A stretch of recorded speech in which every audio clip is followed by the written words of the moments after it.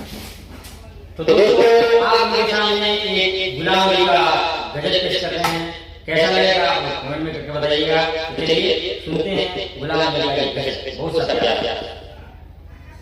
कोई न पूछे हाल क्या है दिल का, कोई न पूछे हाल क्या है दिल का, किसी दर से नजरें चुराने लगे हैं।